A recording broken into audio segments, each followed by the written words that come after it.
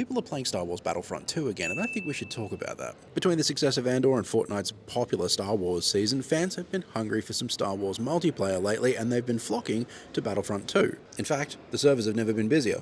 And there's a lot of reasons for this. The first is that it's frequently cheap and on sale. The second is that it's basically just Battlefield in Star Wars cosplay. It's got a decent single-player mode, and there's lots of varied and interesting multiplayer modes to go along with it. It's stuffed with familiar battles from across all three movie trilogies for fans to replay, and better yet, it still looks $1,000,000. 8 years after its release, and to EA's very great surprise I'm sure, the game still has a small but dedicated player base. And the game's sudden return to popularity has a lot of people calling for a Battlefront 3, which is a 180-degree turn on community sentiment that I doubt EA would have ever expected. You see, this isn't the first time Star Wars Battlefront 2 has been rediscovered since its launch in 2017. On release, it was kind of the exemplar of everything that's wrong with modern AAA games. Packed with predatory loot boxes and microtransactions that gave paying players a clear advantage, and an unlock grind that was more of a cliff face than a gentle climb, players absolutely loathed it. The catastrophe of its launch resulted in several dubious records, including the most downvoted Reddit comment of all time, and EA being hauled in front of several European governments to explain why its loot boxes weren't predatory.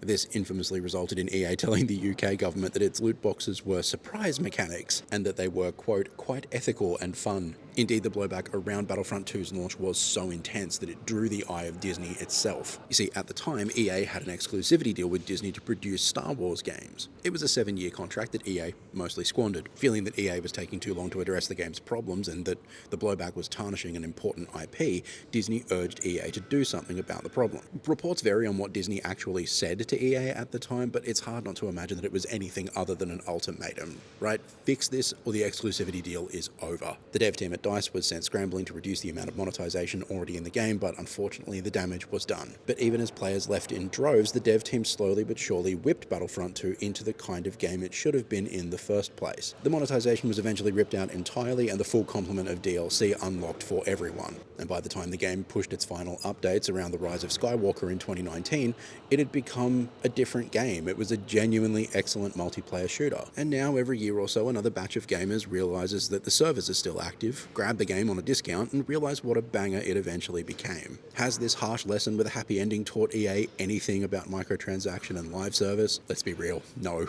it hasn't.